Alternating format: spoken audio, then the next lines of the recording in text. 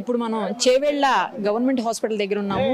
ఎవరైతే ఈ బస్సు ప్రమాదంలో చనిపోయారో చేవెళ్ళ దగ్గర పీర్జాగూడ దగ్గర, ఆ బస్సు ప్రమాదంలో చనిపోయిన వాళ్ళందరినీ కూడా ఇక్కడ పోస్ట్ మార్టం చేసి వాళ్ళకి అప్పచెప్తున్నారు కుటుంబ సభ్యులకు.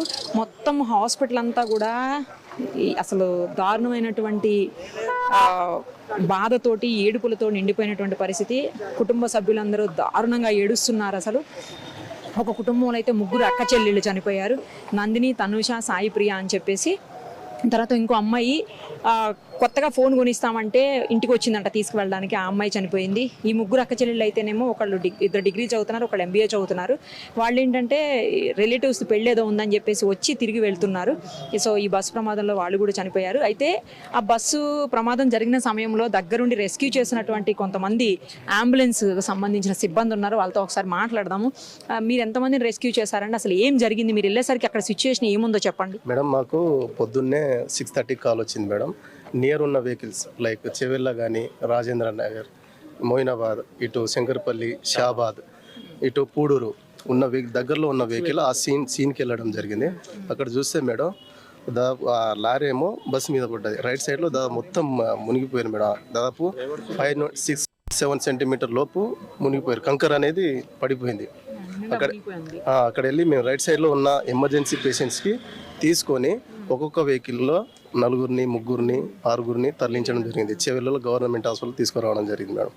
అక్కడ ఒక్కొక్కరికి సిపిఆర్ చేసుకుంటా ఆక్సిజన్ అందించి తీసుకురావడం జరిగింది మేడం.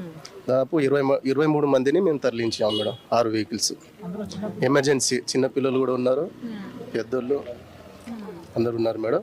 23 మందిని మేము తరలించాము మేడం. వాళ్ళ లిస్టు కూడా మేము బాగానే ఉన్నారు మేడం. 70 మంది దాకా ఉన్నారంట.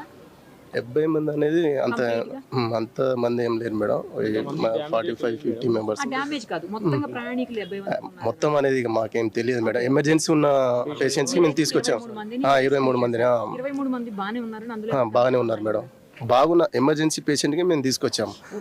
ఇప్పుడు చనిపోయిన వాళ్ళు, డెత్ అయి ఉన్న వాళ్ళకి సిపిఆర్ చేసినాం. లేదు మేడం, కన్ఫర్మేషన్ ఇచ్చేసి వచ్చేసాం. ఎమర్జెన్సీ ఉన్న పేషెంట్ ని బతుకున్న వాళ్ళకి తీసుకొచ్చాం మేడం. కంకర్లో మునిగిపోయి ఉంటే కంకర్లో మొత్తం మునిగిపోయి ఉన్నారు. కంకర మనిషికి ఇక్కడ వరకు వచ్చేసింది మేడం, నడుముల వరకు వచ్చింది. మధ్యలో రైట్ సైడ్ లో దాదాపు 7 సెంటీమీటర్ అలా వెళ్ళిపోయింది మేడం. రైట్ సైడ్ ఎక్కువ ఉంది. రైట్ సైడ్ ఇంకా వాళ్ళు మాకు దొరకలేదు మేడం. దాంట్లోనే మునిగిపోయి ఉన్నారు. ఓవర్లోడ్, చాలా ఓవర్లోడ్, పెద్ద ఓవర్లోడ్ మేడం. లారీ ఓవర్లోడ్ ఉండడం వల్ల వాళ్ళు మునిగిపోయారు మేడం. చాలా భయంకరమైన మరిన్ని అప్డేట్స్ కోసం Nirupama Suman TV Insta page ని ఫాలో చేయండి. సుమన్ టీవీలో మీ పర్సనల్ అండ్ బిజినెస్ ప్రమోషన్స్ కోసం కింది నెంబర్ కి కాంటాక్ట్ చేయండి.